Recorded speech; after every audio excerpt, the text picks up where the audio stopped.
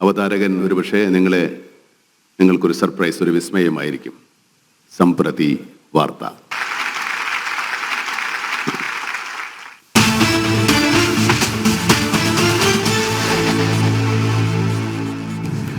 नमस्ते.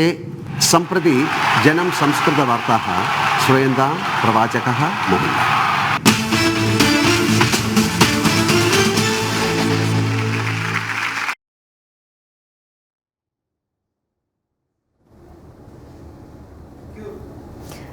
നമസ്തേ. ഈ വാർത്താ സംസ്കൃതത്തിൻ്റെ മൊണ്ടാഷും അതിനുശേഷമുള്ള കാര്യങ്ങളുമൊക്കെ കാണുമ്പോൾ നിങ്ങൾ കരുതുന്നുണ്ടാവും ഇതെന്താണ് ഈ സമയത്ത് ഇങ്ങനെയെന്ന്. ഇന്നൊരു പ്രത്യേകതയുള്ള ദിവസമാണെന്ന് രാവിലെ തന്നെ നമ്മൾ ജനം TV പറഞ്ഞിരുന്ന കാര്യമാണ്. ഇന്ന് വാർത്താ സംസ്കൃതത്തിൻ്റെ 9ാം പിറന്നാളാണ്. 9 വർഷം കഴിഞ്ഞിരിക്കുന്നു സംസ്കൃത വാർത്തകൾ ജനങ്ങൾക്കൊപ്പം ജനം TVയിൽ നിന്ന് നൽകാൻ തുടങ്ങിയിട്ട്. അപ്പോൾ അതിൻ്റെ സന്തോഷം പ്രത്യേകമായി പങ്കുവയ്ക്കുമ്പോൾ ഞാൻ എന്താണ് ഇവിടെ എന്ന് ചോദിച്ചാൽ, ഒരു വാക്ക് പോലും സംസ്കൃതത്തിൽ പറയാൻ അറിയാത്ത ഞാൻ എന്തെന്ന് ചോദിച്ചാൽ, ഞാൻ മാത്രമല്ല, എൻ്റെ കൂടെ എല്ലാവരും ഉണ്ട്. എല്ലാവരും എന്ന് പറഞ്ഞാൽ ഈ 9 വർഷവും ജനം TVയുടെ മുന്നിലും വാർത്തകൾക്ക് മുന്നിലും പിന്നിലുമായി, സംസ്കൃതം വാർത്തകൾക്ക് മുന്നിലും പിന്നിലുമായി പ്രവർത്തിച്ച എല്ലാവരെയും ഒന്നും പറയാൻ കഴിയില്ല, പക്ഷേ കിട്ടിയ എല്ലാവരെയും ഞങ്ങൾ ഇവിടെ കൊണ്ടുവന്ന് ഇരുത്തിയിട്ടുണ്ട്. നമുക്ക് അതിൻ്റെ വിശേഷങ്ങളാണ് ഈ വരുന്ന 1 മണിക്കൂറിൽ ഞങ്ങൾ പങ്കുവയ്ക്കാൻ പോകുന്നത്. അഭിമാനപൂർവ്വം ഞങ്ങൾ അവതരിപ്പിക്കുകയാണ് ഈ അവതാരകരെയും അതിൻ്റെ പിന്നണിയിൽ പ്രവർത്തിച്ചവരെയും. കാരണം ഇവരെല്ലാവരും ഒരുപക്ഷെ നിങ്ങളുടെ മുന്നിൽ വന്നു പോകുന്ന ഒരു 15 മിനിറ്റ്, ഈ ഒരു ദിവസത്തെ വാർത്താ സംക്ഷിപ്തം മുഴുവൻ ഈ 15 മിനിറ്റിൽ ഉൾക്കൊള്ളിച്ച് അവതരിപ്പിക്കുമ്പോൾ അതിനവരെത്രത്തോളം ട്രെയിൻഡാണ്, അവരെത്രത്തോളം പഠിച്ചവരാണ് എന്നൊക്കെ ചോദിച്ചാൽ ഇവരിൽ പലരും ഡോക്ടറേറ്റ് എടുത്തവർ കൂടിയാണ്. ഡോക്ടർമാരാണ് ഈ ഇരിക്കുന്നവരൊക്കെ എന്ന് പറയേണ്ടി വരും. 14 പേരെ തൽക്കാലം ഇവിടെ കൊണ്ടുവരാൻ ഞങ്ങൾക്ക് പറ്റിയിട്ടുള്ളൂ. പക്ഷേ ഇതൊരു ആഘോഷമാക്കി മാറ്റാമെന്ന് തന്നെയാണ് ഞങ്ങൾ കരുതുന്നത്. ഓരോരുത്തരെയായി നിങ്ങൾ ഓർത്തെടുക്കാം മുഖങ്ങൾ. ഈ മുഖങ്ങൾ നിങ്ങൾ കണ്ടിട്ടുള്ള മുഖങ്ങളിലേക്ക് പോകുന്നതിന് മുൻപ് ഇതിൻ്റെ തുടക്കം കുറിച്ച ഒരാളുണ്ടല്ലോ. ആദ്യത്തെ വാർത്ത വായിച്ച അവതാരകൻ മോഹൻലാലാണ്, നമുക്കറിയാം.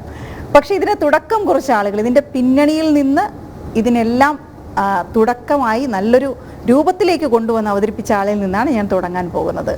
സുധീഷ്, ഓരോരുത്തരായി പരിചയപ്പെട്ടു. പക്ഷെ ഇപ്പോൾ ഈ അടുത്ത കാലത്ത് തുടങ്ങിയ പ്രേക്ഷകർക്കൊന്നും അങ്ങനെ ഇവരെല്ലാവരെയും ഒന്നും പരിചയമൊന്നും ഉണ്ടാവണമെന്നില്ല. നമുക്ക് സ്വയം പരിചയപ്പെടുത്തി പോകാമെന്ന് എനിക്ക് തോന്നുന്നു. സുധീഷ് പറയൂ, ഇപ്പം എന്ത് ചെയ്യുന്നു?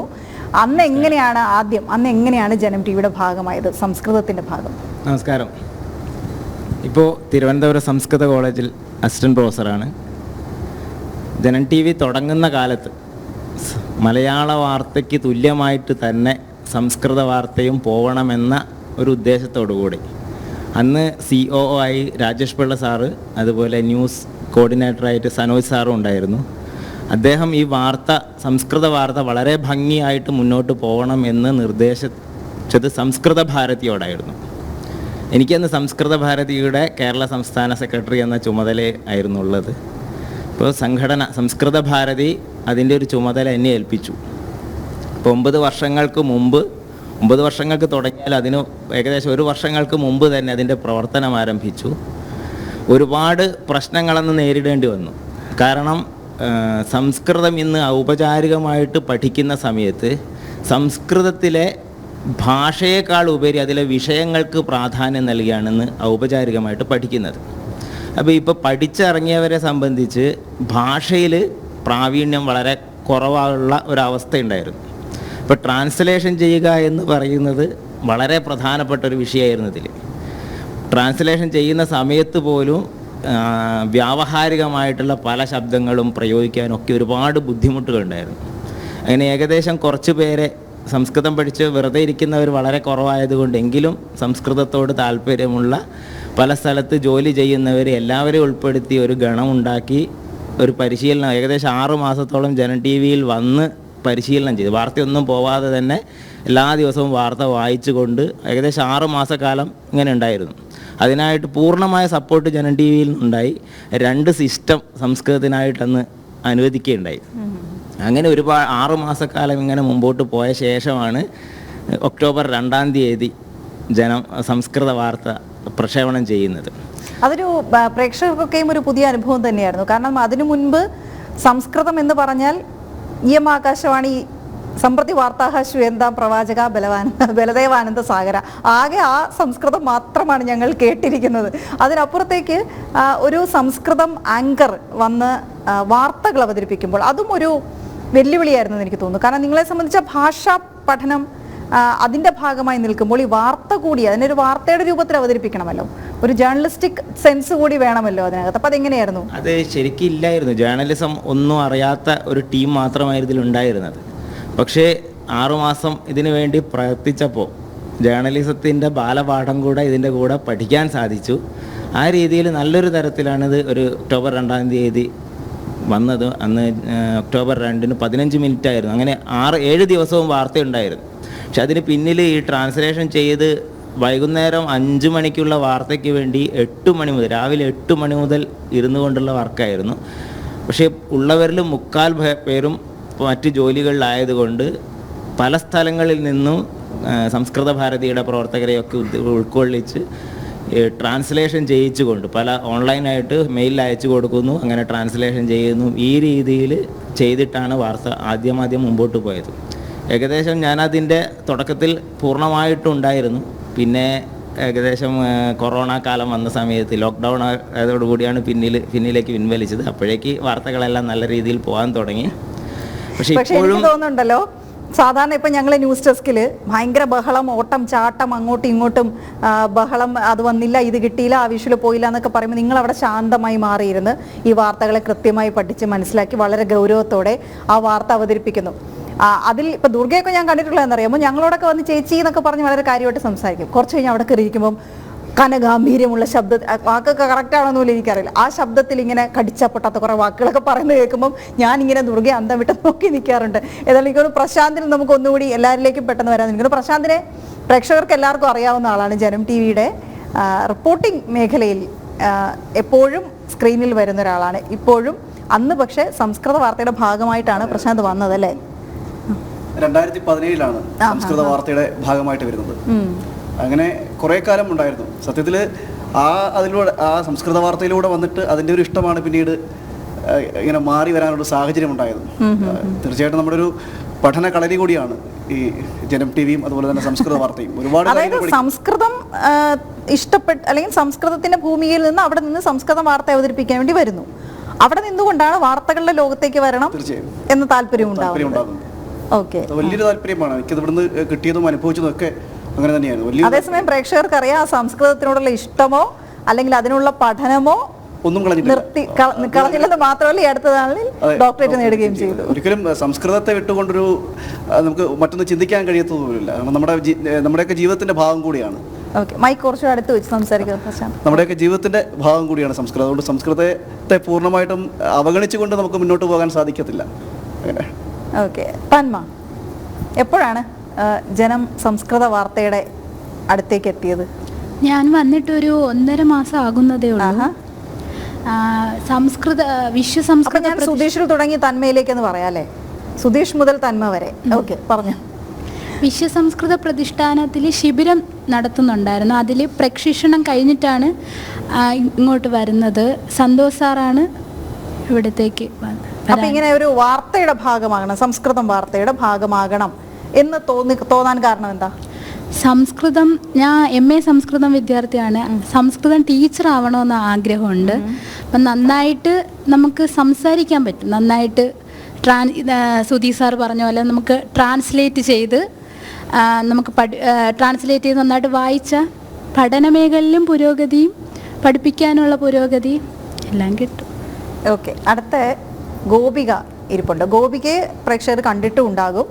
ഞങ്ങളുടെ ജനം ചാനലിലെ തുള്ളിച്ചാടി നടക്കുന്നൊരു കുട്ടിയാണ് ഗോപിക. ആ പേര് അന്വർത്ഥമാക്കുന്ന പോലുള്ളൊരു ഗോപിക എവിടെയൊക്കെ കാണാൻ പറ്റും ചോദിച്ചാൽ എവിടെയെല്ലാം കാണാൻ പറ്റും, അവിടെയൊക്കെ കാണാൻ പറ്റും. ഗോപിക വളരെ സ്മാർട്ടായിട്ടുള്ളൊരു ആങ്കർ കൂടിയാണ്. ഗോപിക, എങ്ങനെയാണ് ഈ സംസ്കൃതത്തിലൂടെ ജനം ടി വിയിലെത്തിയത്? ഞാനിപ്പോൾ ഒരു വർഷമാകുന്നതേ ഉള്ളൂ സംസ്കൃതം ഈ ഒരു ചാനലിലോട്ട് എത്തിപ്പെട്ടിട്ട്. ഞാൻ PG ചെയ്യുന്ന സമയത്താണ് എനിക്കിങ്ങനെ ഒരു ഓഫർ വരികയും ഞാൻ രശ്മി ചേച്ചിയെ കോൺടാക്ട് ചെയ്ത് ഞാൻ ഇവിടെ എത്തിപ്പെടുന്നത്. അപ്പം ഞാൻ പഠിക്കുന്ന ഒരു ഇതായതുകൊണ്ട് അതായത് ജനം ടി വിയിലെ സംസ്കൃത വാർത്ത കണ്ട് താല്പര്യം തോന്നി അങ്ങനെ വന്നതാണ് അതിലേക്ക്. ഫ്രണ്ട് വിളിച്ചിങ്ങനെ പറഞ്ഞായിരുന്നു, ഇങ്ങനെ ഒരു സംസ്കൃതം വാർത്ത വായിക്കാൻ താല്പര്യമുണ്ടോ, ഇങ്ങനെ ജനം ടി വിന്ന് കുറച്ച് കാര്യങ്ങളൊക്കെ ഉണ്ട്, നിനക്ക് ഇൻട്രസ്റ്റ് ഉണ്ടെങ്കിൽ ഞാൻ നമ്പർ തരാം എന്നൊക്കെ പറഞ്ഞായിരുന്നു എനിക്ക് രശ്മി ചേച്ചിയുടെ കോണ്ടാക്റ്റ് ഷെയർ ചെയ്യുന്നത്. അപ്പം എനിക്ക് സംസ്കൃതം പഠിക്കുന്നു, കൊണ്ടുപോകുന്നു, അങ്ങനെ ഒരു പഠിക്കണം എന്നുള്ള ഒരു ചിന്ത മാത്രമേ ഉണ്ടായിരുന്നുള്ളൂ. അല്ലാതെ ഇവിടെ എത്തിപ്പെടും എന്ന് ഞാൻ ഒരിക്കലും പ്രതീക്ഷിച്ചതേ ഇല്ല. അപ്പോൾ ഇവിടെ എത്തിപ്പെടാൻ പറ്റിയതിൽ തന്നെ ഭയങ്കര ഒരു ഭാഗ്യമാണ്. ഞാൻ അതിൽ ഭയങ്കര ഒരു ബ്ലെസ്സിങ് ആയിട്ട് ഞാൻ കരുതുന്ന ഒരാളാണ്. അപ്പൊ ഈ ട്രാൻസ്ലേഷൻ ഒക്കെ ചെയ്യുമ്പോഴേ ഇപ്പൊ വാർത്ത എടുക്കുമ്പോൾ നിങ്ങൾക്ക് ഒരു 15 മിനിറ്റ് വാർത്തയാണ് ഉള്ളത്. അപ്പൊ ആ ഒരു ദിവസം മുഴുവനുള്ള വാർത്തയല്ലേ നിങ്ങളുടെ കയ്യിലോട്ട് തരുന്നത്? അതെങ്ങനെ, ഏതൊക്കെ വേണം എന്നെങ്ങനെയാണ് ചൂസ് ചെയ്യുന്നത്? അത് നമ്മൾ നാഷണൽ ന്യൂസ് അങ്ങനെയൊക്കെയാണ് ചൂസ് ചെയ്യുന്നത്. എനിക്കത് രശ്മി ചേച്ചിയൊക്കെ ഞാൻ വന്ന ടൈം ഇങ്ങനെ പറഞ്ഞുതരും, അതാണ് ആ ഒരു ന്യൂസ് വേണം നമ്മൾ എടുക്കാൻ, അത് കഴിഞ്ഞിട്ട് വേണം നമ്മുടെ ഇവിടുത്തെ ന്യൂസ് എടുക്കാനെന്ന് ഓരോ ഓർഡർ ഉണ്ട്. ഞാൻ എന്നും വരും, ഓരോ മണ്ടത്തരം കാണിക്കും, ഞാൻ എന്നിട്ടിങ്ങനെ ഓടിച്ചാടി അങ്ങനെ നടക്കും. ഞാൻ ഭയങ്കരമായിട്ട് സംസാരിക്കുന്ന കൂട്ടത്തിലാണ്. അപ്പം ഞാൻ വാർത്ത എന്നിട്ട് കുറച്ച് കഴിഞ്ഞിട്ട് അപ്പുറത്ത് പോയി സംസാരിക്കും. അങ്ങനെ ഓടിച്ചാടി നടക്കുന്ന ഒരു ഇതായതുകൊണ്ട് സംസ്കൃതം ഞാൻ എന്തോ ഒരു സംസ്കൃതത്തിൽ എങ്ങനെയോ എത്തിപ്പെട്ടതുപോലെയാണ്. ഞാൻ വേറൊരു കാര്യം എന്ന് വെച്ചാൽ, എനിക്ക് ജനത്തിൽ ഒരിക്കലും വിചാരിച്ചിട്ടുള്ള കാര്യമല്ല ഇവിടെ എത്തിപ്പെടുമെന്ന്. ഇവിടെ എത്തിപ്പെടാൻ പറ്റിയതിൽ ഭയങ്കര ഒരു സന്തോഷമുണ്ട്. ഇപ്പോൾ ഈ ഒരു സെഗ്മെൻറ്റിലും എനിക്കിവിടെ ഇങ്ങനെ ഒരു മീറ്റിൽ വരാൻ പറ്റുമെന്ന് ഞാൻ ഒരിക്കലും പ്രതീക്ഷിച്ചതല്ല. അപ്പോൾ അങ്ങനെ വരാൻ പറ്റിയതിൽ ഭയങ്കര സന്തോഷമാണ്. ഗോപിക നല്ലൊരു ഗായികയാണ്, നല്ലൊരു ഡാൻസറാണ്, ഓൾ ഇൻ ഓൾ ആണ്. ഓക്കെ, ദുർഗയുടെ സംസ്കൃത വാർത്തയാണ് ഞാൻ ആദ്യം ശ്രദ്ധിക്കുന്നത് കേട്ടോ. ഞാൻ അന്ന് വന്ന് ചോദിച്ചത് അതാണ്, എന്തുകൊണ്ടാണ് നിങ്ങൾ വാർത്ത വായിക്കാനിരിക്കുമ്പോൾ ഈ ശബ്ദത്തിൽ മാറ്റം വരുന്നത് എന്നുള്ളത്. അത് ശരിക്കും ഈ സംസ്കൃത ഭാഷ നമ്മൾ സംസാരിക്കുമ്പോൾ ഉപയോഗിക്കുന്നതും ആങ്കറിങ്ങിന് ഉപയോഗിക്കുന്ന ഭാഷയും തമ്മിൽ വ്യത്യാസമുണ്ടോ? അല്ല, എൻ്റേത് കുറച്ച് പതിഞ്ഞ ശബ്ദമാണ്. അപ്പം സംസ്കൃതം പറയുമ്പോൾ കുറച്ചുകൂടെ ഒച്ചത്തിൽ പറഞ്ഞാലല്ലേ കുറച്ചുകൂടി മൈക്ക് അടുത്ത് വെച്ചാലായിരിക്കും ഇപ്പോഴും പ്രേക്ഷകർക്ക് കേൾക്കാൻ കഴിയാന്ന് എനിക്ക് തോന്നുന്നു. കാരണം ദുർഗ സംസാരിക്കുമ്പോൾ ഇങ്ങനെയാണ്, ചെറിയ ശബ്ദത്തിലാണ് സംസാരിക്കുന്നത്. പക്ഷെ ആങ്കർ ചെയ്യുമ്പോൾ ആ വലിയ ശബ്ദത്തിനേക്കാൾ ഉപരി ഞാൻ ചോദിക്കുന്നത്, ഭാഷ നമ്മൾ പരസ്പരം സംസാരിക്കുമ്പോൾ മലയാള ഭാഷ ഉപയോഗിക്കുന്നതും നമ്മൾ കുറച്ചുകൂടെ ഫോർമൽ ആയിട്ടുള്ള ഭാഷയാണ് വാർത്തയ്ക്ക് വേണ്ടി ഉപയോഗിക്കുന്നത്. സംസ്കൃതത്തിലും അങ്ങനെ തന്നെയാണോ? നമ്മൾ സംസാരിക്കുന്ന ഭാഷയും സരളമായിട്ടുള്ള സംസ്കൃതം തന്നെയാണ് സംസ്കൃതത്തിൽ. ഞാൻ വരുന്നത് വിശ്വസംസ്കൃത പ്രതിഷ്ഠാനത്തിന്റെ 10 ദിവസത്തെ ശിബിരത്തിൽ കൂടിയാണ് സംസ്കൃതം പഠിക്കുന്നത് ആദ്യമായിട്ട്. പിന്നെ പ്രശാന്ത് ഏട്ടനും രശ്മി ചേച്ചിയും ഒക്കെ പറഞ്ഞിട്ട് അങ്ങനെയാണ് വാർത്തയിലേക്ക് വരുന്നത്. അപ്പൊ ഇവിടെ ഇപ്പൊ ഈ വാർത്തയുടെ ഭാഗമായിട്ട് ഇങ്ങനെ മുന്നോട്ട് പോകുമ്പോൾ മറ്റു കാര്യങ്ങളും കൂടി നിങ്ങൾ ചെയ്യുന്നുണ്ട്. അതായത് സംസ്കൃതത്തിൽ തന്നെ പഠനം മുന്നോട്ട് കൊണ്ടുപോകും. MA ചെയ്യുന്നുണ്ട് ഇവിടെ കൊട്ടാരക്കര ഇടക്കിടം എന്ന് പറയുന്ന കോളേജിൽ. ഓക്കെ, വിജയശ്രീ, ഇതിന്റെ ഭാഗമായി വാർത്താ സംസ്കൃതത്തിന്റെ ഭാഗമായിട്ട് നിന്നത് ഏത് കാലത്തായിരുന്നു, ഏത് വർഷം? സത്യം പറഞ്ഞാൽ ഡോക്ടറേറ്റ് ചെയ്യുന്ന കാലത്തായിരുന്നു. തുടങ്ങിയ കാലത്താണ് സാർ അവിടെ ഉള്ളതാണ്. അപ്പോൾ കുട്ടികളൊക്കെ ഇതുപോലെ ന്യൂസിൽ പോവുകയാണ്, പ്രാക്ടീസിനാണ്. സാർ പറഞ്ഞില്ല 8 മണിക്ക് രാവിലെ പോകുന്ന കൂട്ടത്തിൽ ഞാനും അതിലുണ്ട്. അപ്പോൾ രാവിലെ 8 മണിക്ക് വന്നിട്ട് വൈകിട്ട് 6 മണിക്കായിരിക്കും റെക്കോർഡ് ചെയ്ത് കഴിയുന്നത്. എന്നിട്ടാണ് വീട്ടിൽ പോകുന്നത്. ആ സമയത്ത് ഞാനുള്ളതാണ് അങ്ങനെ വന്നത്. അപ്പോൾ ആ സമയത്ത് ഈ വാർത്താ സംസ്കൃതത്തിന്റെ ഭാഗമായിട്ട് വരുമ്പോൾ ഈ സാധാരണ ന്യൂസ് ഡെസ്ക് പ്രവർത്തിക്കുന്നതും അതേസമയം നിങ്ങളുടെ ഒരു വാർത്താ സംസ്കൃതത്തിന്റെ ഡെസ്ക് പ്രവർത്തിക്കുന്നതും രണ്ടായിട്ടാണ്. അതെങ്ങനെയായിരുന്നു? ഞങ്ങൾക്ക് 2 സാർ പറഞ്ഞ പോലെ 2 സിസ്റ്റം തരും. എന്നിട്ട് ന്യൂസ് എടുക്കാനൊക്കെ അന്നൊക്കെ ബാലകൃഷ്ണ സാറൊക്കെ ഉണ്ടായിരുന്നു. അപ്പോൾ പറഞ്ഞുതരും, ഇങ്ങനെ ന്യൂസൊക്കെ എടുക്കണം, എല്ലാ കാര്യവും ചെയ്യണമെന്നൊക്കെ ഫസ്റ്റ് പറഞ്ഞുതരും. എന്നിട്ട് ട്രാൻസ്ലേറ്റ് ഒക്കെ ചെയ്യാനൊക്കെ സാറിനെയൊക്കെ കുറേ ബുദ്ധിമുട്ടിച്ചിട്ടുണ്ട്. ദുർഗയുടെ ഹസ്ബൻഡിനെ കുറേ ബുദ്ധിമുട്ടിച്ചിട്ടുണ്ട്. അങ്ങനെ കുറേ ചെയ്ത് പഠിച്ചിട്ടാണ് ഞങ്ങളൊക്കെ വരുന്നത്. കുറേ പറഞ്ഞതുപോലെ കുറേ തെറ്റിക്കും, അങ്ങനെയൊക്കെ കുറേ ചെയ്തു. ഫീഡ്ബാക്ക് എങ്ങനെയായിരുന്നു ആ സമയത്ത്? വാർത്താ സംസ്കൃതത്തിനുള്ളൊരു ഫീഡ്ബാക്ക് എങ്ങനെയായിരുന്നു? ഫീഡ്ബാക്ക് സീനിയേഴ്സ് നല്ല സപ്പോർട്ടീവ് ആയിരുന്നു. എന്ത് വന്നാലും ഞങ്ങളൊന്നും പറയാറില്ല. അതുകൊണ്ട് ഞങ്ങൾ സത്യം പറഞ്ഞാൽ ഞാൻ അറിയാറില്ല.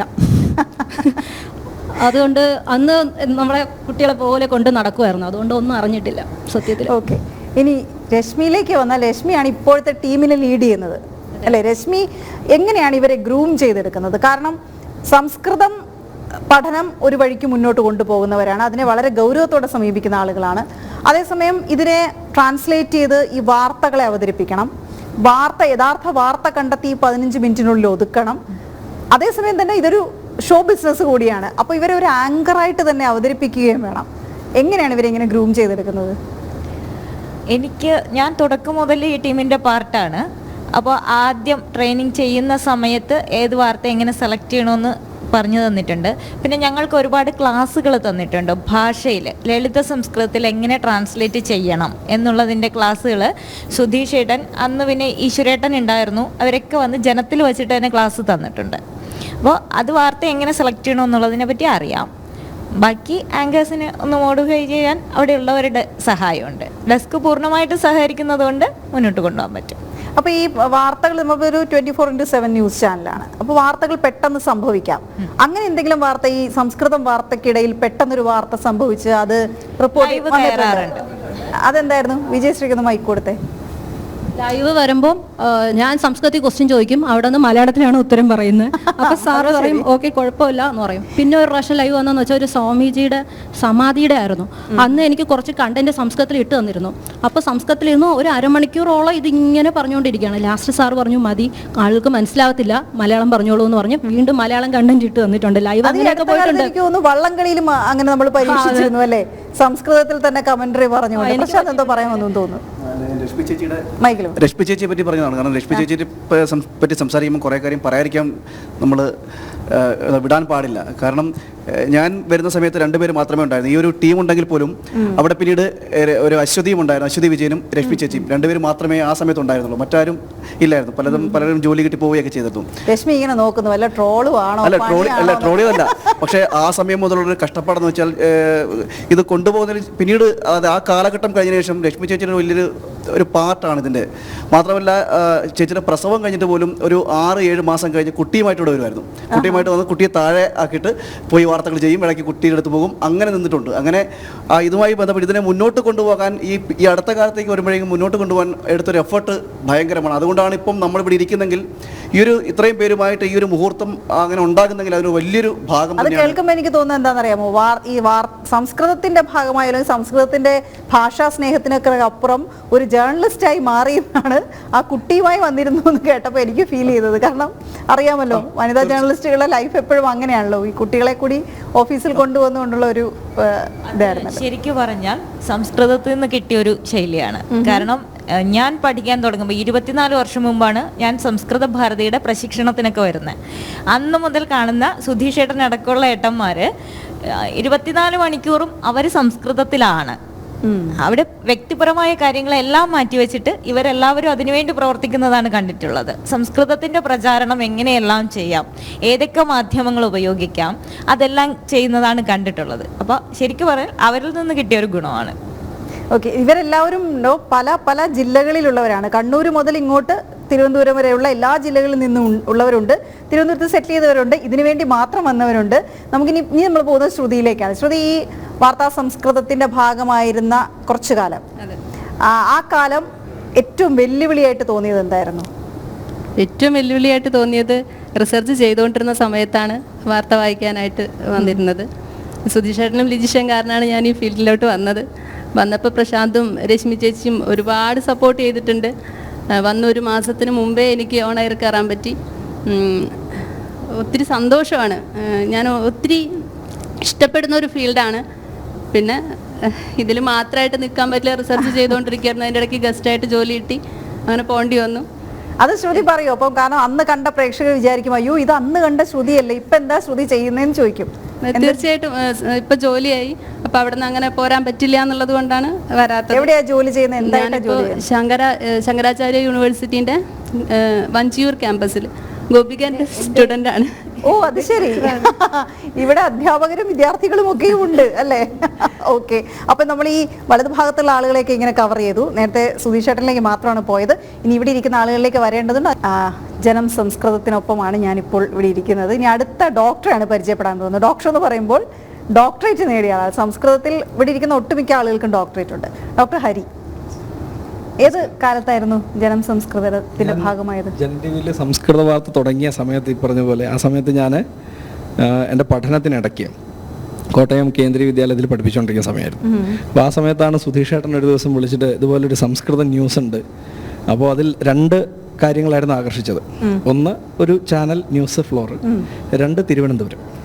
അപ്പോൾ ഈ രണ്ട് കാര്യങ്ങളാണ് എന്നെ ശരിക്കും ആകർഷിച്ചത്. അപ്പോൾ ഞാൻ ഉടനെ തന്നെ ചേട്ടനോട് പറഞ്ഞു, ചേട്ടാ വരാം, പറ്റുന്ന ദിവസങ്ങളിൽ വരാമെന്ന് പറയുകയും അങ്ങനെ അവിടെ സ്കൂളിൽ അവധിയുള്ള ദിവസങ്ങളിൽ ഞാനിവിടെ വരികയും പ്രവർത്തിക്കുകയും ചെയ്തു. ഉറപ്പായിട്ടും ജനൻ ടി വിക്കും ഒരു വലിയ നന്ദി രേഖപ്പെടുത്തേണ്ടതുണ്ട്. കാരണം ചേട്ടൻ പറഞ്ഞ പോലെ നമ്മളൊക്കെ അധ്യാപനം എന്നുള്ളൊരു ഫീൽഡിൽ നിന്ന് ഇങ്ങോട്ട് വന്ന ആൾക്കാർക്ക് ഈ ഒരു ജേർണലിസത്തിൻ്റെ ഭാഷ കുറച്ചെങ്കിലും പറഞ്ഞു തന്നത് അല്ലെങ്കിൽ അത് പഠിപ്പിച്ചത് ജനൻ ടി വിയാണ്. ഒരു ക്യാമറയുടെ മുന്നിൽ, അതായത് ജീവനില്ലാത്ത ഒരു വസ്തുവിനെ നോക്കി ചിരിക്കാനും കരയാനും പഠിപ്പിച്ചത് ജനൻ ടി വിയാണ്. അതുപോലെ വാർത്ത വായിക്കാനും ഈ പറഞ്ഞ പോലെ തന്നെ ട്രാൻസ്ലേഷൻ, വിവർത്തനത്തിൽ വരുന്ന ധാരാളം തെറ്റുകൾ. കാരണം പല സാങ്കേതിക പദങ്ങൾക്കും നമുക്ക് തത്തുല്യമായ പദങ്ങൾ സംസ്കൃതത്തിൽ ചിലപ്പോൾ കിട്ടാറില്ല. അപ്പോൾ ശരിക്കും ഏറ്റവും വലിയൊരു വെല്ലുവിളിയും ഈ പറഞ്ഞതുപോലെ ഈ ഒരു സംസ്കൃത പഠനത്തിലും കൂടി സത്യത്തിൽ ഇത് ഉപകാരപ്പെടും. 100%. കാരണം ഭാഷ ശുദ്ധമായിട്ട് ഉപയോഗിക്കണം. കാരണം ഇത് ആൾക്കാർ കാണുന്ന പരിപാടിയാണ്. ഈ പറഞ്ഞ പോലെ ഫീഡ്ബാക്കിനെ പറ്റി ചോദിക്കുമ്പോൾ പല ആൾക്കാരും അന്നത്തെ തുടങ്ങിയ സമയത്ത് ഫീഡ്ബാക്ക് തരുന്ന സമയത്ത് പറയാറുണ്ട്, ഇന്ന വാക്യത്തിൽ ഈ വാക്ക് നിങ്ങൾ തെറ്റിച്ചു. ആ സമയത്ത് ഇത്ര വലിയൊരു സാമൂഹ്യ മാധ്യമങ്ങൾ ഇല്ലാത്തത് കൊണ്ട് രക്ഷപ്പെട്ടു. അതുകൊണ്ട് രക്ഷപ്പെട്ടു. പക്ഷേ ഈ സാമൂഹ്യ മാധ്യമങ്ങൾ അതിനുശേഷം നിങ്ങൾക്ക് ട്രോളുകൾ കിട്ടിയിട്ടുണ്ടാവും അല്ലേ? ഞാൻ വരാം. ഓക്കെ, അപ്പോൾ അങ്ങനെ ഒരു ഇതിന്റെ ഭാഗമാകാൻ സാധിച്ചത് വലിയൊരു ഭാഗ്യമായിട്ട് തന്നെ കരുതുന്നു. അതിനുശേഷം പിന്നെ പഠനം, ബാക്കി ജോലി, ഇങ്ങനെയുള്ള കാര്യങ്ങളൊക്കെ കൊണ്ട് പിന്നീട് ഇതിലേക്ക് അധികം എത്തിപ്പെടാൻ പറ്റിയിട്ടില്ല. പക്ഷേ എങ്കിലും ഇവിടെ വന്നത് വലിയൊരു കാര്യം തന്നെയാണ്. ഇപ്പോഴും കാണാറുണ്ടോ ജനം സംസ്കൃത വാർത്ത? കാണാറുണ്ട്. എന്തെങ്കിലുമൊക്കെ സജഷൻസ് ഇവരെ വിളിച്ച് സജഷൻസ് ചില കാര്യങ്ങളൊക്കെ പറയാറുണ്ട്, അറിയിക്കാറുണ്ട്. ആധികാരികമായി പറയാമല്ലോ ഡോക്ടർ ഹരി? അതെ, അത് പറയാം. ഏതായിരുന്നു സബ്ജക്ട്, എന്തായിരുന്നു വിഷയം, എന്തായിരുന്നു? ഞാൻ സംസ്കൃതമാണ് പഠിച്ചത്. ഞാൻ പഠിച്ചത് തിരുപ്പതി. എന്റെ PhD ഞാൻ ചെയ്തത് PhD എഡ്യൂക്കേഷനാണ്, സാൻസ്ക്രിറ്റ് പെഡഗോഗി, അതിലാണ്. അതിനുശേഷം ഇപ്പൊ ഞാൻ Amrita school of speech and culture studies, Amrita വിശ്വവിദ്യാപീഠത്തിൽ അധ്യാപകനാണ്. അതായത് എത്രത്തോളം സംസ്കൃതത്തിനെ സീരിയസ് ആയിട്ട് കാണുന്ന ആളുകളാണ് ഈ വാർത്താ സംസ്കൃതത്തിന് പിന്നിൽ ഉണ്ടായിരുന്നത്, ഇപ്പോഴും ഉള്ളത് എന്നുള്ളതാണ് നമുക്ക് വ്യക്തമായിക്കൊണ്ടിരിക്കുന്നത്. അതിനേക്കാൾ ഉപരി പക്ഷേ ഇവർക്ക് ഈ പഠനത്തിനും ഈ വാർത്ത അവതരണം അല്ലെങ്കിൽ അതിന്റെ പിന്നിൽ പ്രവർത്തിച്ചത് ഗുണകരമായി എന്നുള്ളത് അങ്ങോട്ടും ഇങ്ങോട്ടും ഒരു കൊടുക്കൽ വാങ്ങലായിരുന്നു അല്ലേ? തീർച്ചയായിട്ടും ആണ്, 100%. കാരണം ഈ ഒരു ഇതിൽ പ്രവർത്തിച്ചു എന്നുള്ളത് കൊണ്ട് നമുക്ക് പല സ്ഥലങ്ങളിലും നമുക്കൊരു എന്താ പറയുക, നമ്മളെ ആൾക്കാർ തിരിച്ചറിയുന്നു. അതൊരു വലിയ സന്തോഷമാണല്ലോ. രണ്ട്, നമ്മൾ ഇപ്പോൾ ചെയ്യുന്ന ജോലികളിൽ പോലും, ഈവൻ നമ്മുടെ പ്രൊഫൈലിൽ പോലും ഒരു മീഡിയ എക്സ്പീരിയൻസ് എന്ന് കാണുന്നത് പ്രത്യേകിച്ച് ഒരു അധ്യാപകനെ സംബന്ധിച്ച് വളരെ വലിയൊരു കാര്യമാണ്. അപ്പോൾ അതൊക്കെ വളരെ സന്തോഷകരമായിട്ട് ഉള്ള ഒരു കാര്യം തന്നെയാണ്, പറയാതിരിക്കാൻ പറ്റില്ല. നിത്യവും അങ്ങനെ ആളുകളെ, എനിക്ക് നിത്യവും എന്നുള്ള വാക്കൊക്കെ സംസ്കൃതം ആണല്ലോ പൂർണ്ണ. നമ്മൾ ഇപ്പം ഞാൻ സംസ്കൃതം അറിയില്ല, ഒരു വാക്ക് പോലും അറിയില്ല എന്ന് പലതവണ പറഞ്ഞു. പക്ഷേ ഞാൻ ഉപയോഗിച്ച പല വാക്കുകളും സംസ്കൃതമാണ് അല്ലേ? സംസ്കൃതത്തിൽ നിന്ന് എടുത്ത വാക്കുകൾ, ഇപ്പോൾ ഒരു സാധാരണ നമ്മൾ പറയുന്ന വാക്ക് പോലും സംസ്കൃതമാണ്. നമ്മൾ എല്ലാ ദിവസവും ഏതൊരു സാധാരണക്കാരനും ഉപയോഗിക്കുന്ന ഏതൊരു സാധാരണ വാക്കുകളും സംസ്കൃതത്തിൽ നിന്നെടുത്ത വാക്കുകളാണ് മലയാളത്തിൽ കൂടുതലായി ഉപയോഗിച്ചിരിക്കുന്നത് പറയുന്നത്. അപ്പോൾ അതുകൊണ്ട് ഉപയോഗിച്ച് പോരുന്നുണ്ട്. സംസ്കൃതത്തിൽ കേട്ടാൽ ഒരു പക്ഷേ മലയാളികൾക്ക്, അല്ലെ മലയാളം മാത്രം അറിയാവുന്ന ആളുകൾക്കും അത് മനസ്സിലാക്കാൻ കഴിയും. അപ്പോൾ നിത്യവും ഈ വാർത്തയുടെ ഭാഗമാകുന്നത്. ഇപ്പൊ എത്ര നാളെ ഈ വാർത്താ സംസ്കൃതത്തിന്റെ ഭാഗമായിട്ട്? വരുന്ന നവംബറിൽ 3 വർഷം. 3 വർഷമാകുന്നു.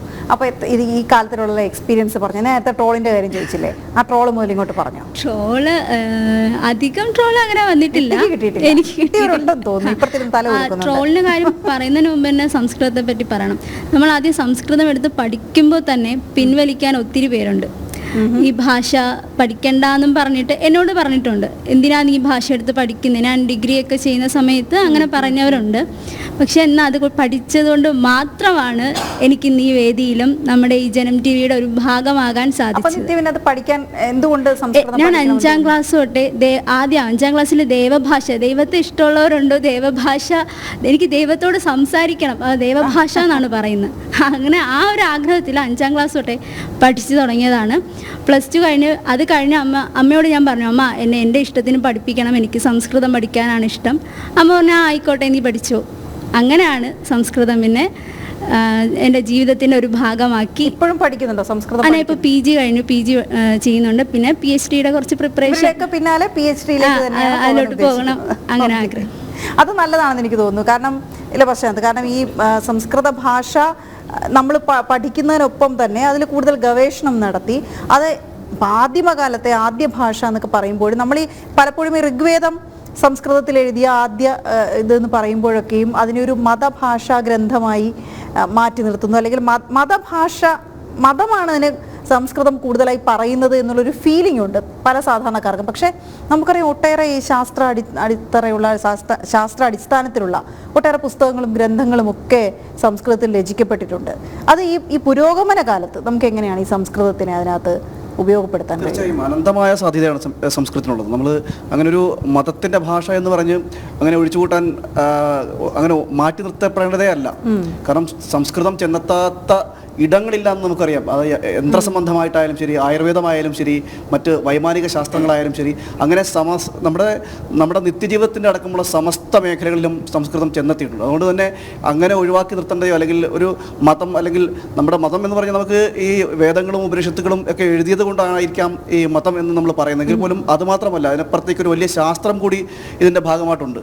അതുകൊണ്ട് തന്നെ അങ്ങനെ ഈ വീണ പറഞ്ഞതുപോലെ ആ ഒരു ചട്ടക്കൂടിന് അപ്പുറത്തേക്ക് കടക്കേണ്ട ഒരു ഭാഷ തന്നെയാണ്. അതെ അതെ, ദൈവിക ഭാഷ എന്ന് നമ്മൾ പറയുമ്പോഴും ഒരുപക്ഷെ ഈ ഭാഷ നമുക്കറിയാം ഇന്ത്യയിലെ ഭാരതീയ ഭാഷകളിൽ മാത്രമല്ല യൂറോപ്യൻ ഭാഷകളിൽ പോലും സ്വാധീനമുള്ള. ഇന്ന് ഡോക്ടർ പത്മകുമാറുമായിട്ട് സംസാരിക്കുമ്പോഴൊക്കെ അദ്ദേഹവും പറഞ്ഞൊരു കാര്യം അതാണ്, ഇംഗ്ലീഷിലെ പോലും പല പദങ്ങളും സംസ്കൃതത്തിൽ നിന്നെടുത്ത പദങ്ങൾ ഉണ്ട് എന്നുള്ളത്.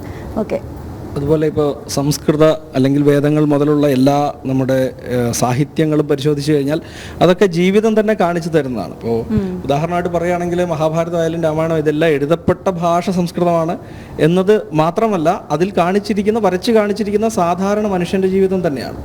അതിൽ വ്യാസൻ തന്നെ പറയുന്നുണ്ട്, യതിഹാസ്യത തന്യത്ര എന്നേ ഹാസ്യന തത്വചിത്. ഇതിൽ പറയുന്ന കാര്യങ്ങൾ നിങ്ങൾക്ക് ഈ ലോകത്തെ എല്ലായിടത്തും കാണാൻ സാധിക്കും. ഏത് തരം ജീവിതവും ഞാൻ എഴുതിയ അല്ലെങ്കിൽ അദ്ദേഹത്താൽ രചിക്കപ്പെട്ട ഗ്രന്ഥത്തിലുണ്ട്. ഇതിലില്ലാത്തതൊന്നും നിങ്ങൾക്ക് വേറെ എവിടെയും കാണാൻ സാധിക്കും.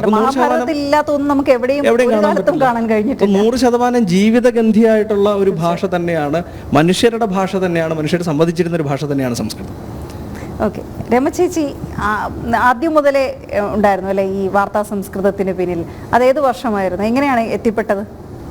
വർഷം എന്ന് പറഞ്ഞാൽ തുടങ്ങിയ സമയത്തിന് 9 വർഷം മുന്നേ 9 വർഷം മുന്നേ, അതായത് അതിന് മുന്നേ സുധീഷ് ഏട്ടൻ പറഞ്ഞ പോലെ 6 മാസത്തിന് മുന്നേ നമ്മൾ തുടങ്ങിയതാണ് വർക്ക്. അപ്പം ഞായറാഴ്ച പോലും ഇരുന്ന് വർക്ക് ചെയ്യും. രാവിലെ 8 മണിക്ക് പോയാൽ ഭക്ഷണം പോലും കഴിക്കാൻ നമുക്ക് സമയം കിട്ടാറില്ല. അപ്പോഴും ന്യൂസ് പോകുന്നില്ല എങ്കിലും നമുക്ക് ഭക്ഷണം കഴിക്കാൻ സമയം കിട്ടാറില്ല. കാരണം ട്രാൻസ്ലേഷനും അത് കഴിഞ്ഞ് ട്രാൻസ്ലേറ്റ് ചെയ്ത് വെറുതെ വെക്കുകയല്ല നമ്മൾ ചെയ്യാറ്. അന്ന് വന്ന ഗായത്രിയും അശ്വതി വിജയനും ആര്യയും നമ്മളെല്ലാവരും ഇരുന്ന് ട്രാൻസ്ലേറ്റ് ചെയ്ത്. അശ്വതി, ആര്യ, ഈ പേരൊക്കെ ഒന്ന് കൃത്യമായി പറയണം, കാരണം ഇതിന്റെ പിന്നിൽ ഒരുപാട് കാലം പ്രവർത്തിച്ച ഒരുപാട് ആളുകൾ, ഇവിടെ എത്തിച്ചേരാൻ പറ്റാത്ത ആളുകളുണ്ടല്ലോ. ഗായത്രി ഉണ്ട്, അശ്വതി ഗോപിനാഥ്, അശ്വതി വിജയൻ, അവരൊക്കെ നല്ല ആക്റ്റീവായിരുന്നു. ആര്യ, നിതീഷ് ഗോപിയൊക്കെ പിന്നെ സംസ്കൃതത്തിൻ്റെ അങ്ങനത്തെ ആളാണ്. അപ്പോൾ പുത്രോരക്ഷതി എന്ന് പറഞ്ഞിട്ടുള്ള ഷോർട്ട് ഫിലിമൊക്കെ ഉണ്ടാക്കിയിട്ടുണ്ട്. അതിപ്പം നമ്മൾ ഹയർ സെക്കൻഡറിയിൽ പഠിപ്പിക്കാനും ഉണ്ട്. അത്രയും ഇതാണ്. അപ്പം നമ്മൾ അന്ന് തൊട്ട് വരും. പക്ഷെ നമുക്കങ്ങനെ വിശപ്പോ അങ്ങനെയൊന്നും ഉണ്ടാവാറില്ല. നമ്മൾ ട്രാൻസ്ലേറ്റ് ചെയ്തും വെറുതെ വെക്കാറില്ല. നമ്മൾ ഇവിടെ വന്നേ പിന്നെ ട്രാൻസ്ലേഷൻ, ടൈപ്പിങ് എല്ലാം നമുക്ക് കുറേ കാര്യങ്ങൾ നമുക്ക് പഠിക്കാൻ പറ്റി. വെറുതെ ഒരു സംസ്കൃതം എന്നതിലുപരി കുറേ കാര്യങ്ങൾ നമ്മൾ പഠിച്ചു പുറത്തുള്ളത്. പിന്നെ ഏറ്റവും ആദ്യം പറയേണ്ടത് ജനം ടി വിയോട് വലിയൊരു നന്ദിയാണ്. കാരണം എന്താ വെച്ചാൽ നമ്മൾ സംസ്കൃതം പഠിച്ച ആൾക്കാർ ഒരു അധ്യാപനം എന്നുള്ളതിലുപരി വേറൊരു വാതായനവും കൂടി നമുക്ക് തുറന്നു തന്നു, ഒരു സോഷ്യൽ മീഡിയ എന്നുള്ള. അതൊരു വലിയ താങ്ക്സ് ആണ് ജനം ടി വിയോട് പറയാനുള്ളത്. പിന്നെ അന്ന് ബാക്കിയുള്ള മലയാളം ന്യൂസുകാർ അവരൊക്കെ അങ്ങോട്ടും ഇങ്ങോട്ടും ഇങ്ങനെ ഓടുമ്പോൾ നമ്മളിങ്ങനെ നോക്കി നിൽക്കും. ഒരു പുതിയ അനുഭവമായിരുന്നു. ആ ഓട്ടം ഇപ്പോഴും തുടരുന്നുണ്ട്. ഉണ്ട്. അത് എല്ലാം കഴിഞ്ഞ് 6 മണിയാവുമ്പോൾ വീട്ടിലെത്തുമ്പോഴാണ് അറിയാൻ ക്ഷീണം. പക്ഷെ അത്ര വരെ നമുക്കൊന്നും അറിയാൻ പറ്റില്ല. പക്ഷെ നല്ല ഫീഡ്ബാക്ക് കിട്ടിയിരുന്നു, ഭയങ്കര നല്ലൊരു. പിന്നെ രഞ്ജിനി ഉണ്ടായിരുന്നു, പ്രദീപ് ഏട്ടനുണ്ടായിരുന്നു. പിന്നെ ഞാൻ ആദ്യം ഇവർ വിളിച്ചപ്പോൾ ഇൻ്റർവ്യൂ ഒക്കെ ഉണ്ടായിരുന്നു. ഇൻ്റർവ്യൂ ഒക്കെ കഴിഞ്ഞാണ് നമ്മൾ കയറിയത്. പിന്നെ രഞ്ജിനി, പ്രദീപ് ഏട്ടൻ, പിന്നെ ബാനർജി സാറ്, പിന്നെ ഉണ്ണികൃഷ്ണൻ സാറ്, വിജയ ടീച്ചർ, അങ്ങനെ കുറേ ആൾക്കാരുണ്ട്. ഇവരൊക്കെ നമ്മൾ വിളിച്ച് ശല്യപ്പെടുത്തും. ഈ ട്രാൻസ്ലേറ്റ് ചെയ്ത സംഭവം എല്ലാം ഫോണിലൂടെ വിളിച്ച് കേൾപ്പിക്കും. അവരെന്നിട്ട് കേട്ടിട്ട് പിന്നെ തിരുത്തി തരും. അപ്പോഴും അവരോട് രാവിലെ പോകുന്നതിന് മുന്നേ സമയം ചോദിക്കും, എത്ര മണിക്ക് നമ്മൾ വിളിക്കണം എന്ന് ചോദിക്കും. ആ സമയമാകുമ്പോഴത്തേക്ക് നമ്മളെല്ലാം റെഡിയാക്കി വെച്ചിട്ട് നമ്മൾ വിളിച്ച് ചോദിക്കും. എന്നിട്ട് അതിലുള്ള തിരുത്തലും എല്ലാം ചെയ്തിട്ടായിരുന്നു നമ്മൾ പോവാറ്. അപ്പോൾ പ്രേക്ഷകർക്ക് ഒരു സംശയം ഉണ്ടാവും, എന്തുകൊണ്ട് പിന്നെ ഇതിൽ നിന്ന് മാറി നിന്നുവെന്ന്. അല്ല, എനിക്ക് ജോലി കിട്ടിയപ്പോഴാണ് 2000 ഇങ്ങോട്ടാണ് പോയത്. ഒന്നും പറയാതെ പോയിട്ടുണ്ടാവും. ഇല്ല, ഒന്നും പറയാതെ അങ്ങനെ പോവില്ല.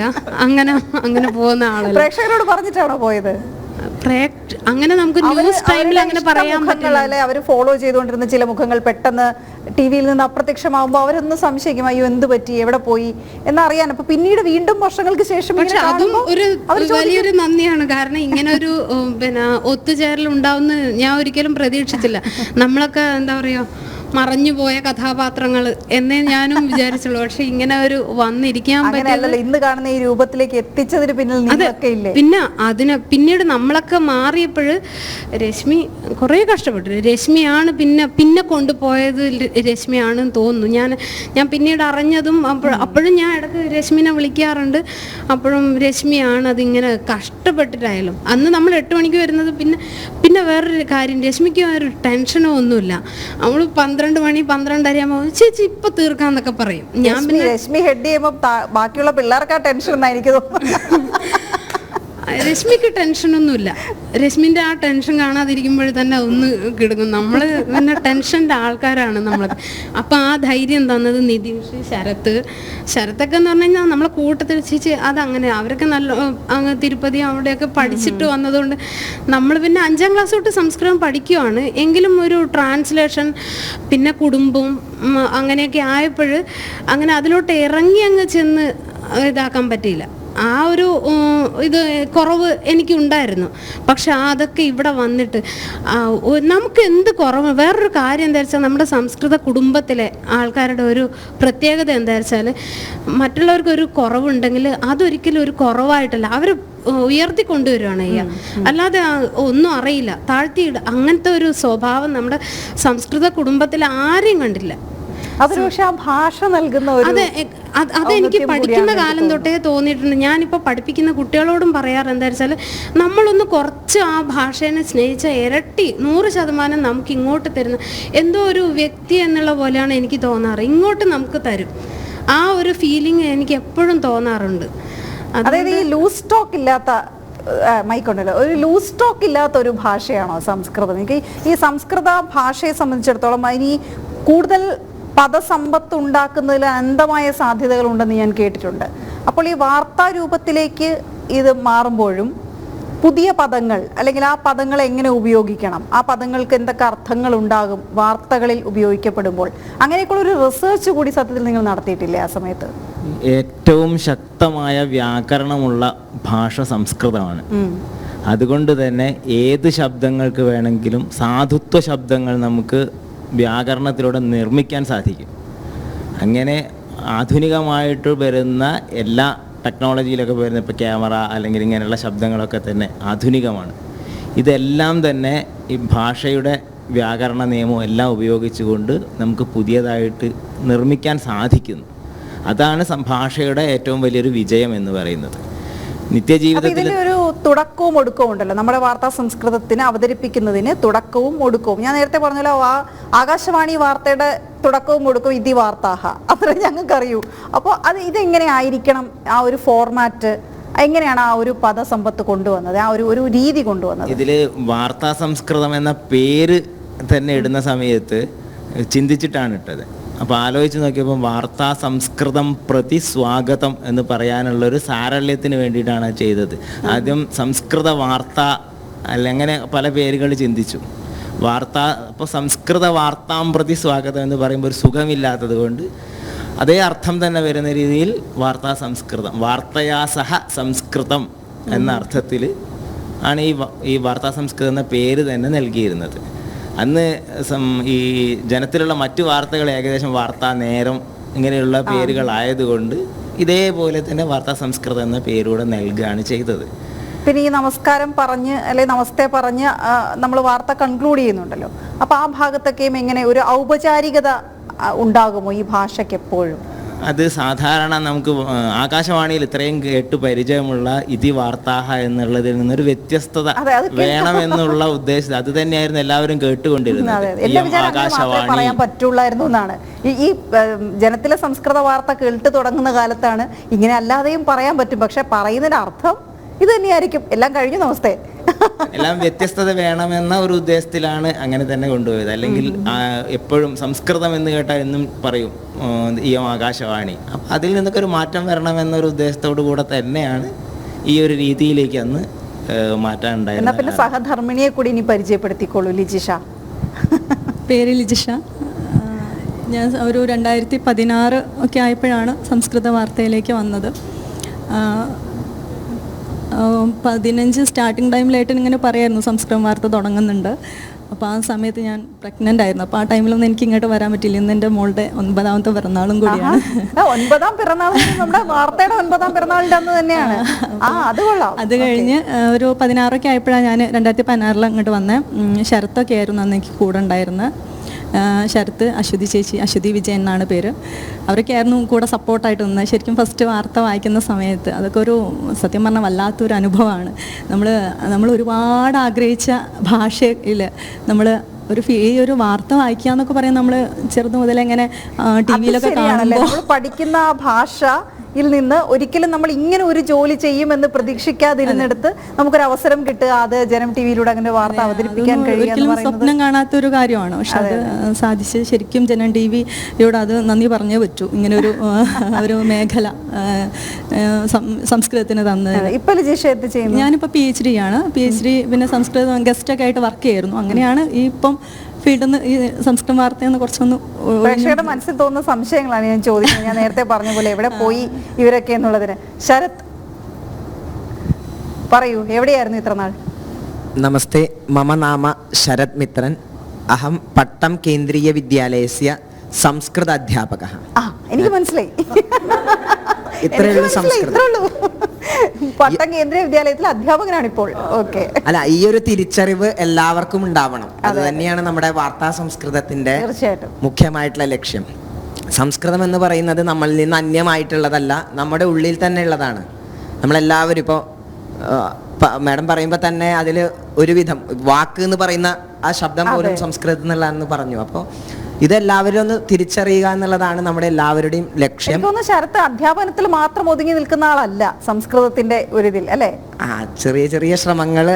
ആ ശ്രമങ്ങൾ എന്താണെന്ന് പറയൂ, പ്രേക്ഷകർ അറിയട്ടെ. ചെറിയ സംസ്കൃതത്തിലെ ഷോർട്ട് ഫിലിംസ്, അതുപോലെ ആൽബങ്ങളൊക്കെ ഉണ്ടാക്കാൻ ശ്രമിച്ചുകൊണ്ടിരിക്കുന്നു. ഇപ്പോഴും ഞങ്ങളുടെ സ്കൂളിലാണെങ്കിലും കുട്ടികളുടെയും ഞങ്ങളുടെ പ്രിൻസിപ്പൽ സാറിന്റെ അടക്കം വലിയൊരു സപ്പോർട്ട് നമുക്ക് അതിന് വന്നുകൊണ്ടിരിക്കുന്നുണ്ട്. അപ്പോൾ നമുക്ക് എവിടെ സപ്പോർട്ട് കിട്ടുന്നു അവിടെ നിന്ന് നമ്മൾ കൂടുതലായിട്ട് ചെയ്യാൻ സാധിക്കും. നമുക്ക് ഏതൊക്കെ തരത്തിൽ ഉപയോഗിക്കാൻ കഴിയും എന്നുള്ളതിന്റെ ഒരു ഉദാഹരണങ്ങളാണ് ഇപ്പോൾ ശരത്ത് പറഞ്ഞത്. ഇപ്പോൾ ജ്യോതിഷം അല്ലെങ്കിൽ ആ ജ്യോതിഷ പഠനം, അതിനൊക്കെയാണ് നമ്മൾ എൻ്റെയൊക്കെ ചെറുപ്പകാലത്ത് ഞാൻ കരുതിയിരുന്നത് സംസ്കൃത ഭാഷ നമ്മൾ പഠിക്കുന്നത് അതിനു വേണ്ടിയാണ്. നമ്മുടെ വേദങ്ങളും ഉപനിഷത്തുകളും ഒക്കെ വായിച്ച് മനസ്സിലാക്കി അതിൻ്റെ സാരാംശം എടുക്കുന്നതിന് വേണ്ടി അതിനുവേണ്ടി നമ്മൾ ഈ ഭാഷ പഠിക്കുന്നു എന്നുള്ളതാണ്. പക്ഷേ നമ്മുടെ ഭാഷാപരമായതോ അല്ലെങ്കിൽ നമ്മുടെ സാംസ്കാരികമായിട്ടുള്ള കാര്യങ്ങളോ എല്ലാം തന്നെ ഈ ഭാഷയിലൂടെയും നമുക്ക് കലയുടെ കൂട്ടുപിടിച്ചുകൊണ്ട് പറയാൻ കഴിയുമെന്ന് കാണിച്ചു തന്ന ആളുകളാണ് നിങ്ങളൊക്കെ. അത് വളരെ ഇപ്പോഴത്തെ കുട്ടികൾക്ക് അത് നല്ലൊരു ദിശാബോധം നൽകുമെന്ന് എനിക്ക് തോന്നുന്നു. അതെ, സംസ്കൃതം എന്നുള്ള പേര് തന്നെ അതാണ്, സംസ്കരിക്കപ്പെട്ടതാണ്. അപ്പൊ ഈ ഭാഷയിലൂടെ നമുക്ക് എന്തും പ്രദർശിപ്പിക്കാൻ സാധിക്കും. അതും വളരെ ശുദ്ധമായിട്ടുള്ള രൂപത്തിൽ നമുക്ക് മറ്റുള്ളവരിലേക്ക് നൽകാം. മറ്റ് ഭാഷാപരമായിട്ടുണ്ടാവുന്ന എല്ലാ തരത്തിലുള്ള ദോഷങ്ങളെയും മാറ്റിയിട്ട് അത്രയും ശുദ്ധമായിട്ടുള്ള ഫോമിലാണ് സംസ്കൃതം. അപ്പം അതിലൂടെ നമ്മൾ കുട്ടികൾക്ക് നൽകുമ്പോൾ, നമ്മൾ നേരത്തെ പറഞ്ഞു, നമ്മുടെ ചേച്ചി പറഞ്ഞ പോലെ തന്നെ ആ ഭാഷ പഠിക്കുമ്പോൾ തന്നെ ആ കുട്ടികളിലാണെങ്കിലും അത് കേൾക്കുന്നവരിലാണെങ്കിലും വലിയൊരു അവരുടെ മാനസികമായിട്ടുള്ള ഒരു ചേഞ്ച് കൂടി ഈ ഭാഷ മൂലം ഉണ്ടാകുന്നുണ്ട്.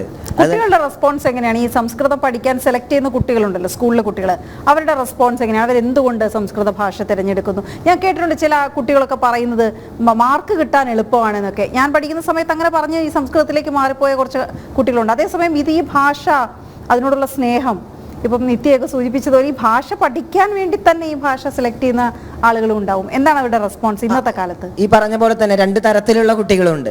എന്നാൽ മാർക്കിന്റെ അടിസ്ഥാനത്തിൽ വരുന്ന കുട്ടികളാണെങ്കിൽ പോലും പഠിച്ചു തുടങ്ങി കഴിഞ്ഞാൽ അവരതിൻ്റെ ആ ഒരു മാധുര്യം മനസ്സിലാക്കി കഴിഞ്ഞാൽ അവർ പിന്നെ അത് വിട്ടു പോവില്ല.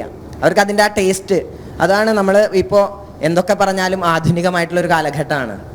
അപ്പം ആധുനികതയിലൂടെ തന്നെ നമ്മൾ സഞ്ചരിക്കുക വേണം. അപ്പോൾ അതിനും ആപ്റ്റായിട്ടുള്ള, നമ്മളെപ്പോഴും സംസ്കൃതത്തെ പറയും ചിരപുരാതനിയാണ്, നിത്യനൂതനയുമാണ്. പഴയ ഭാഷയായിട്ട് നമ്മൾ പറഞ്ഞു ഋഗ്വേദം മുതലുള്ള ആ കാലഘട്ടത്തിലെ ഭാഷയാണെങ്കിൽ കൂടി ഇന്നും ഏറ്റവും അഡ്വാൻസ്ഡ് ആയിട്ടുള്ള ഏതൊരു കാര്യത്തിനും നമുക്ക് ഉപയോഗിക്കാൻ പറ്റുന്ന ഒരു ഭാഷ കൂടിയാണ് സംസ്കൃതം. ഓക്കെ, ഇനി അങ്ങ് അറ്റത്തൊരാൾ ഇരിപ്പുണ്ട്. വിജയശ്രീയുടെ മകളാണ് അല്ലേ? മോളുടെ പേരെന്താ? എൻ്റെ പേര് ആദ്യയാണ്. മമ നാമ ആദ്യ ശ്രീരാമ. अहं सप्तमकक्षायां पठामि. मम विद्यालयस्य नाम चिन्मयविद्यालयः कुन्नुमरमस्ति. ചിന്മയ വിദ്യാലയത്തിലാണ് പഠിക്കുന്നത്. ഓക്കെ, എനിക്ക് അത്രയും മനസ്സിലായി. പക്ഷേ മോളെ ഞാൻ ഇവിടെ ഇരുത്താൻ കാരണമെന്ന് പറയുന്നത് ഞാൻ കേട്ടിട്ടുണ്ടായിരുന്നു നന്നായി ഭാഗവതമൊക്കെ ചൊല്ലും. കറക്റ്റ് അല്ലേ? എന്നാ ഒന്ന് ചൊല്ലിക്കാൻ നോക്കട്ടെ. ഭീഷ്മസ്തുതിയാണ് ഞാൻ പറയാൻ പോകുന്നത്. ആയിക്കോട്ടെ. ഇതിമതിരുപകൽപിത വിതൃഷ്ണ ഭഗവതി സാത്വത പുംഗവേ വിഭൂമ്നി സ്വസുഖമുപഗതേ ക്വചിദ് വിഹർത്തും പ്രകൃതിമുപേയുഷി യദ്ഭവ പ്രവാഹഃ ത്രിഭുവനഗമനം തമാലവർണം രവികരഗൗരവരാംബരം ദദാനേ വപുരലകുലാവൃതാനനാബ്ജം വിജയസഖേരധിരസ്തു മേ നവദ്യാ യുദിതുരഘരജോ വിധൂമ്രവിശ്വക് कचलुलितश्रमवाद्यलङ्कृतस्ये मम निशितशरैर्विपीड्यमानः त्वचि विलसत्कवचेस्तु कृष्ण आत्मा सपदि सखिवचो निशम्य मध्ये निजपरयोर्बलयोरधं निवेश्य श्रितवति परसैनिकायुरक्ष्णा हृतवति पार्थसखेरतिर्ममास्तु व्यवहितप्रदना मुखं निरीक्ष्य स्वजनवदाद्विमुखस्य दोषबुद्ध्या कुमतिमहरदात्मविद्यया यः चरणरते परमस्य तस्य मेस्तु स्वनिगममपहाय मत्प्रतिज्ञां ऋतमतिकर्तुमवप्लुतोरधस्तः धृतरथचरणेभ्यो याच्चलद्गुः हरिरिव हन्तुमिबं गदोत्तरीयः शीतविशिगहतो विशीर्णदंशः क्षतजपरिप्लुत आततायिनो मे प्रसभमभिससारमद्वधार्थं स भवतु मे भगवान् गतिर्मुकुन्दः विजयरथकुदुम्बात्ततोत्रे धृतहयरश्मिनि तत्श्रिये क्षणीये भगवतिरतिरस्तु मे मुमुक्षो यमिह निरीक्ष हता गता स्वरूपं ललितगतिविलासवल्गुहास प्रणयनिरीक्षणकल्पितोरुमानाः कृतमनुकृतवत्य उन्मदान्तः പ്രകൃതിമഖൻ കില യസ്യ ഗോപവദ്വഃ. ആഹാ, ഇതൊരു തുടക്കമാവട്ടെ. നമ്മളൊരു ഇടവേളയിലേക്ക് പോകാൻ പോവുകയാണ്. ഇടവേള കഴിഞ്ഞ് തിരിച്ചു വരുമ്പോൾ ഇതുപോലെ സംസ്കൃതത്തിൽ ഇനിയൊരു നിങ്ങൾക്ക് വാർത്ത അവതരിപ്പിച്ചാണല്ലോ പ്രേക്ഷകർ കണ്ടിട്ടുള്ളത്. അതല്ലാതെ സംസ്കൃതത്തിൽ എന്താണ് നിങ്ങളുടെ കഴിവുകൾ എന്നുകൂടി നമുക്ക് കാണിച്ചു കൊടുക്കാം. തയ്യാറെടുപ്പിച്ചുകൊണ്ടിരിക്കുകയായിരുന്നു. കാരണം സംസ്കൃതത്തിലൊക്കെ ശ്ലോകങ്ങൾ ചൊല്ലാൻ കഴിയുന്നവർ, പാട്ട് പാടാൻ കഴിയുന്നവർ ഒക്കെ നമ്മുടെ ഈ കൂട്ടത്തിലുണ്ട്. ആദ്യമാരാണ് പാടാൻ പോകുന്നത്. സംസ്കൃതമായിരിക്കണം. ഗോപിക സ്റ്റാർട്ട് ചെയ്തു.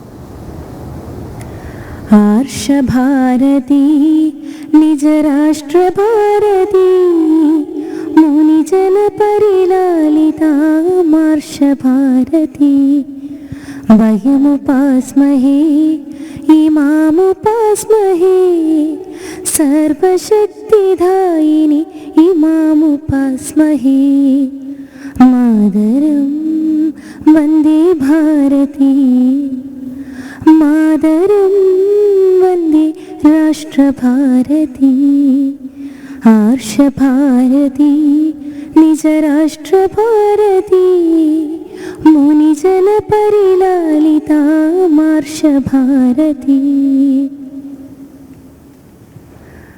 ഋഷി സമുദ്ഭവാം സനാതനീം പരമ്പരാ സകല വിശ്വമംഗള പ്രധായിനീമിമാം സതതമമിതുമാർഷഭാരതീമുപാസ്മഹേ മാതരം വന്ദേ ഭാരതി മാതരം വന്ദേ രാഷ്ട്രഭാരതി ആർഷഭാരതി നിജരാഷ്ട്രഭാരതി മുനിജന പരിലാളിതാമാർഷഭാരതി വയമുപാസ്മഹേ ഇമാമുപാസ്മഹേ സർവശക്തിദായിനി ഇമാമുപാസ്മഹേ മാതരം വന്ദേ ഭാരതി മാതരം വന്ദേ രാഷ്ട്രഭാരതി. അയ്യോ, ഗംഭീരം. ഓരോ ഈ സംസ്കൃത വാർത്ത ഇവർ വായിക്കുമ്പോൾ ഇങ്ങനെ ഞാൻ നേരത്തെ പറഞ്ഞ മോഡുലേഷൻ വേറെ രീതിയിലാണല്ലോ മാറുന്നത്, പക്ഷെ അത് ഒരു ഗാനത്തിലേക്ക് വരുമ്പോൾ എത്ര മനോഹരമായ ആ ശബ്ദം എത്ര നേർത്തതായി മൃദുവായി മാറി എന്ന് ഞാൻ ആലോചിക്കുകയായിരുന്നു. നിത്യ നാരായണീയത്തിലൊരു ചെറിയ കേശപാശധൃതപിഞ്ചികാവിതതി സഞ്ചലൻ മകരകുണ്ഡലം ഹാരജാലവനമാലികാ ലളിതമംഗരാഗഘനസൗരഭം പീതചേലധൃതകാഞ്ചി കാഞ്ചിതമുദഞ്ചദംശു മണിനൂപുരം രാസകേളി പരിഭൂഷിതം തവ ഹി രൂപമീശ കലയാമഹേ താവദേവ കൃതമണ്ഡനി കലിതകഞ്ജുളീകകുചമണ്ഡലേ ഗണ്ഡലോലമണികുണ്ഡലേ യുവതിമണ്ഡലേ അഥ പരിമണ്ഡലേ. അപ്പോൾ ദുർഗ പറഞ്ഞു ഇതിന്റെ അവസാനം മാത്രമേ ദുർഗ പാടുള്ളൂ, കാരണം അതോടെ എല്ലാവരും പിരിച്ചുവിടുന്നു. നമ്മളിവിടെ ഇപ്പോൾ ഈ ശംഖുമുഖത്ത് ഉദയ സ്യൂട്ട്സിൽ ആണ് നമ്മളെല്ലാവരും ഒത്തുകൂടിയിരിക്കുന്നത്. ഇവിടെ പുറത്തുനിന്നുള്ള ഗസ്റ്റുകളടക്കം ഒരുപാട് പേര് താമസിക്കുന്നതാണ്. അപ്പോൾ അതുകൊണ്ട് ദുർഗയുടെ പാട്ട് അവസാനം വെച്ചാൽ മതി എന്ന് ദുർഗയുടെ ആവശ്യപ്രകാരം ഞാൻ അവസാനം ദുർഗയിലേക്ക് വരാം അല്ലേ. ഓക്കെ, പ്രശാന്ത് ഒരു കാര്യം ചോദിക്കാനുള്ളത്, ഈ ജ്യോതിഷവുമായി ബന്ധപ്പെട്ടുള്ളൊരു വിഷയമാണല്ലോ ഡോക്ടറേറ്റിൽ എടുത്തിരിക്കുന്നത്. ആ വിഷയങ്ങൾ നമ്മളൊരു വിഷയം സംസ്കൃത ഭാഷയിൽ തന്നെ ഒരു വിഷയം ഡോക്ടറേറ്റിന് വേണ്ടി സെലക്ട് ചെയ്യുമ്പോൾ ഞാൻ ചോദിക്കാം, അങ്ങനെ ഇവിടെ ഇരിക്കുന്ന എല്ലാവരും ഒന്നുകിൽ ഗവേഷണ വിദ്യാർത്ഥിയാണ് അല്ലെങ്കിൽ ഗവേഷണം കഴിഞ്ഞ് ഡോക്ടറേറ്റ് എടുത്തവരാണ്. എങ്ങനെയാണ് ഒരു സബ്ജക്റ്റ് സെലക്ട് ചെയ്യുക? സംസ്കൃതവുമായി ചേർന്ന് നിൽക്കുന്ന ഒരു ദിശാബോധം പുതുതായി ഈ പഠിച്ചു തുടങ്ങുന്ന കുട്ടികൾക്കൊന്ന് നൽകാമോ? ഇത് ഒരുപാട്, അതായത് ഇതുമായി ബന്ധപ്പെട്ട് നമ്മൾ പഠിച്ചു വരുമ്പോൾ തന്നെ നമ്മളെ ഗുരുക്കന്മാരുണ്ടാകും. അതുപോലെ തന്നെ നമ്മളുമായി ബന്ധപ്പെട്ട് മുൻ പഠിച്ചു പോയ നമ്മുടെ സഹപാഠി സാധ്യതകളാണ് ഞാൻ ചോദിക്കുന്നത്. ഒരു സംസ്കൃത ഭാഷയുടെ സാധ്യതകൾ നമുക്ക് എത്രത്തോളം അതിനകത്ത് ഗവേഷണം ചെയ്ത് മുന്നോട്ട് പോകാൻ കഴിയുമെന്നുള്ളത്.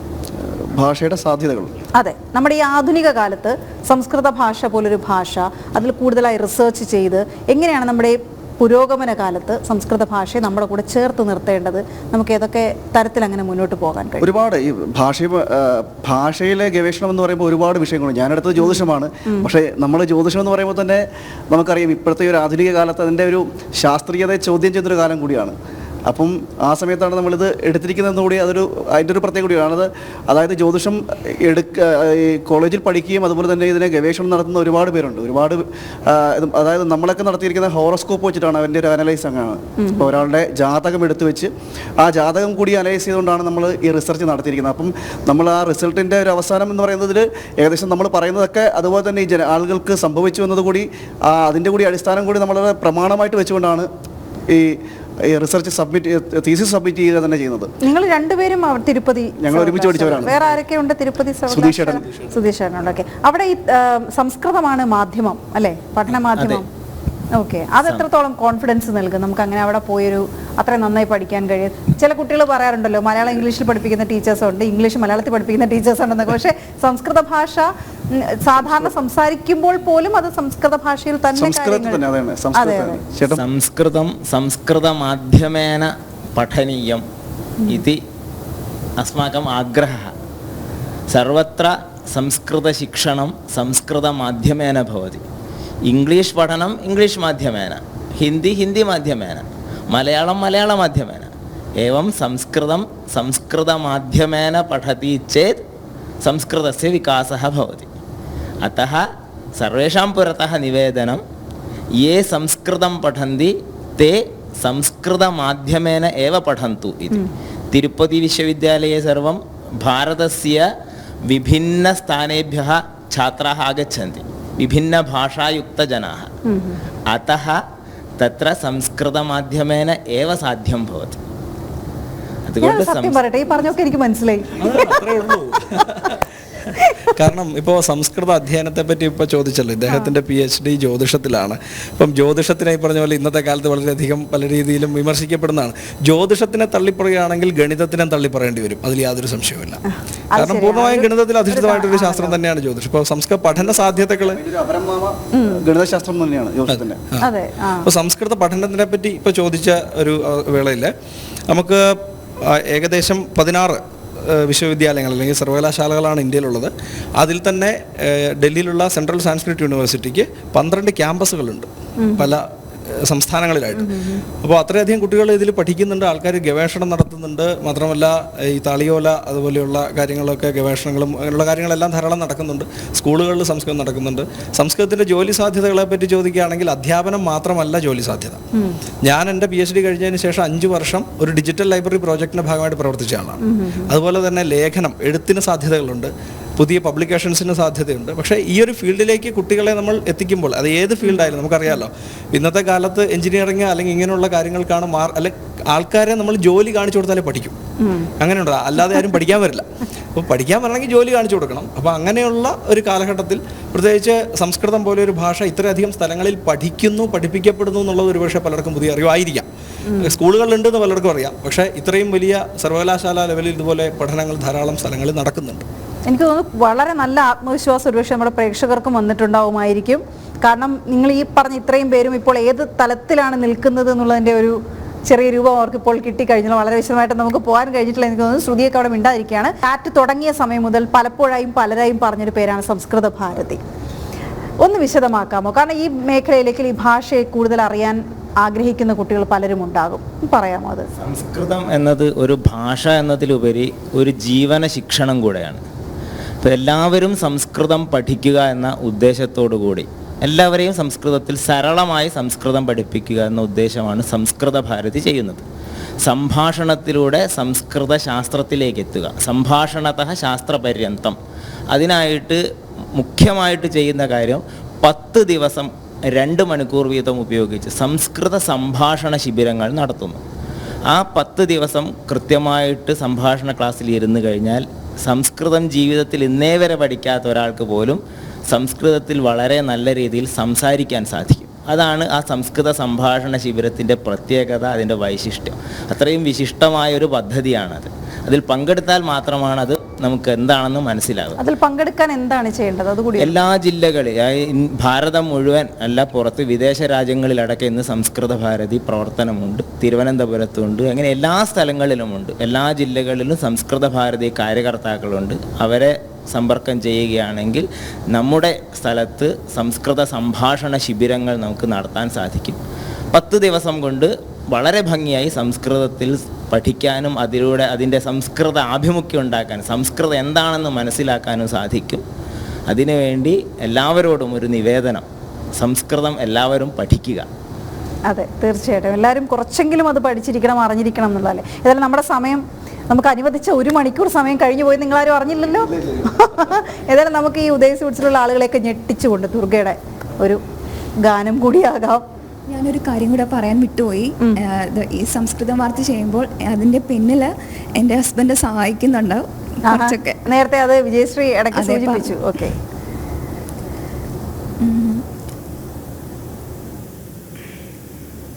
മനോബുദ്ധ്യഹങ്കാര ചിത്താനിനാ ന ച ശ്രോത്രജിഹ്വേന ച പ്രാണനേത്രേ ന ച വ്യോമ ഭൂമിർന തേജോ ന വായോ ചിദാനന്ദരൂപ